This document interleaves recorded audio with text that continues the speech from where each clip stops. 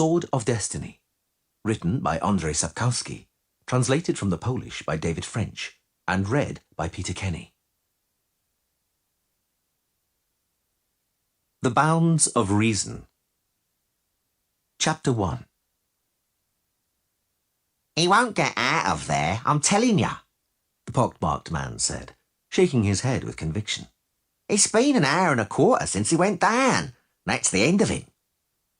The townspeople, crammed among the ruins, stared in silence at the black hole gaping in the debris, at the rubble-strewn opening. A fat man in a yellow jerkin shifted from one foot to the other, cleared his throat, and took off his crumpled biretta. "Let's wait a little longer," he said, wiping the sweat from his thinning eyebrows. "For what?" the spotty-faced man snarled. "Have you forgotten, Alderman, that a basilisk is lurking in that there dungeon? No one who goes in there comes out. Haven't enough people perished? Why wait?" "But we struck a deal," the fat man muttered hesitantly. "This just isn't right." "We made a deal with a living man, Alderman," said the spotty-faced man's companion, a giant in a leather butcher's apron. "And now he's dead, sure as eggs is eggs. It was plain from the start he was headed to his doom, just like the others. Why, he even went in without a looking-glass, taking only a sword, and you can't kill a basilisk without a looking-glass, everyone knows that." "You saved yourself a shilling, Alderman," the spotty-faced man added, "for there is no one to pay for the basilisk. So, get off home nice and easy, and we'll take the sorcerer's horse and chattels. Shame to let goods go to waste." "Aye," the butcher said. "A sturdy mare and saddlebags, nicely stuffed. Let's take a peek at what's inside." "This isn't right. What are you doing?" "Quiet, Alderman, and stay out of this, or you're in for a hiding," the spotty-faced man warned. "Sturdy mare," the butcher repeated. "Leave that horse alone, comrade." The butcher turned slowly towards the newcomer, who had appeared from a recess in the wall, and the people gathered around the entrance to the dungeon. The stranger had thick, curly chestnut hair. He was wearing a dark brown tunic over a padded coat and high riding boots, and he was not carrying a weapon. "Move away from the horse," he repeated, smiling venomously. "What is this? Another man's horse, saddlebags and property, and you can't take your watery little eyes off them? Can't wait to get your scabby mitts on them? Is that fitting behaviour?" The spotty-faced man, slowly sliding a hand under his coat, glanced at the butcher.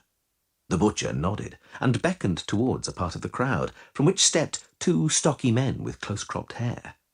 They were holding clubs of the kind used to stun animals in a slaughterhouse. "Who are you?"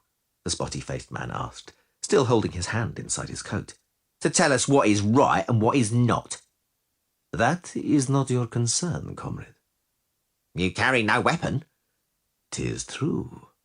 The stranger smiled even more venomously. "I do not." "That's too bad."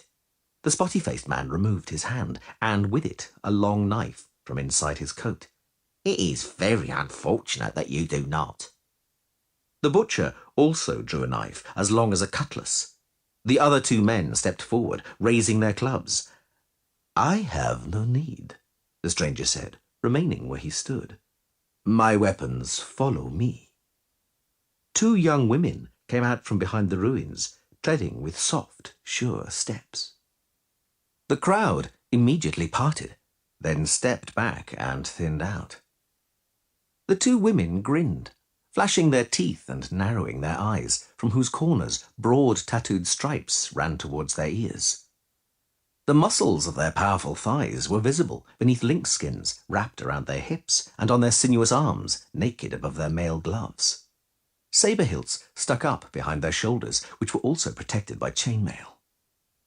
Slowly, very slowly, the spotty-faced man bent his knees and dropped his knife on the ground. A rattle of stones and a scraping sound echoed from the hole in the rubble, and then two hands, clinging to the jagged edge of the wall, emerged from the darkness. After the hands then appeared, in turn, a head of white hair streaked with brick dust, a pale face, and a sword hilt projecting above the shoulders. the crowd murmured. The white-haired man reached down to haul a grotesque shape from the hole, a bizarre bulk smeared in blood-soaked dust. Holding the creature by its long reptilian tail, he threw it without a word at the fat alderman's feet. He sprang back, tripping against a collapsed fragment of wall, and looked at the curved, bird-like beak, webbed wings, and the hooked talons on the scaly feet, at the swollen dewlap, once crimson, now a dirty russet, and at the glazed, sunken eyes. "There's your basilisk," the white-haired man said, brushing the dust from his trousers. "As agreed. Now, my 200 lintars, if you please. Honest lintars, not too clipped. I'll check them, you can count on it." The alderman drew out a pouch with trembling hands. The white-haired man looked around and then fixed his gaze for a moment on the spotty-faced man and the knife lying by his foot. He looked at the man in the dark brown tunic and at the young women in the lynx skins.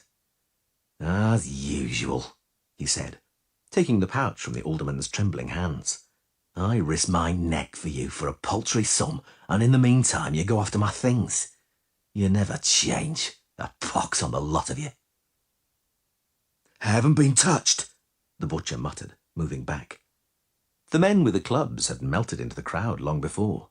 "Your things haven't been touched, sir." "That pleases me greatly," the white-haired man smiled. At the sight of the smile burgeoning on his pale face like a wound bursting, the small crowd began to quickly disperse. "And for that reason, friend, you shall also remain untouched. Go in peace, but make haste." The spotty-faced man was also retreating. The spots on his white face were unpleasantly conspicuous. "Hey, stop there," the man in the dark brown tunic said to him. "You've forgotten something." "What is that, sir?" "You drew a knife on me." The taller of the women suddenly swayed, legs planted widely apart, and twisted her hips. Her sabre, which no one saw her draw, hissed sharply through the air. The spotty-faced man's head flew upwards in an arc and fell into the gaping opening to the dungeon. His body toppled stiffly and heavily, like a tree being felled among the crushed bricks. The crowd let out a scream. The second woman, hand on her sword hilt, whirled around nimbly, protecting her partner's back. Needlessly. The crowd, stumbling and falling over on the rubble, fled towards the town as fast as they could. The alderman loped at the front with impressive strides, outdistancing the huge butcher by only a few yards. "An excellent stroke," the white-haired man commented coldly, shielding his eyes from the sun with a black-gloved hand. "An excellent stroke from a Zerrikanian sabre. I bow before the skill and beauty of the free warriors. I'm Geralt of Rivia." "And I," the stranger in the dark brown tunic pointed at the faded coat of arms on the front of his garment, depicting 3 black birds sitting in a row in the centre of a uniformly gold field. "Am Borch, also known as 3 Jackdaws. And these are my girls, Thea and Vea. That's what I call them, because you'll twist your tongue on their right names. They are both, as you correctly surmised, Zerrikanian." "Thanks to them, it appears, I still have my horse and belongings. I thank you, warriors. My thanks to you too, sir." 3 Jackdaws, and you can drop the sir. Does anything detain you in this little town, Geralt of Rivia?" "Quite the opposite." "Excellent. I have a proposal. Not far from here, at the crossroads on the road to the riverport, is an inn. It's called the Pensive Dragon. The victuals there have no equal in these parts. I'm heading there with food and lodging in mind. It would be my honour should you choose to keep me company." "Borch." The white-haired man turned around from his horse and looked into the stranger's bright eyes. "I wouldn't want anything left unclear between us. I'm a witcher." "I guessed as much, but you said it as you might have said, I'm a leper." "There are those," Geralt said slowly, "who prefer the company of lepers to that of a witcher." "There are also those," 3 Jackdaws laughed, "who prefer sheep to girls. Ah, well, one can only sympathize with the former and the latter. I repeat my proposal." Geralt took off his glove and shook the hand being proffered. I accept. Glad to have made your acquaintance. Then let us go, for I hunger.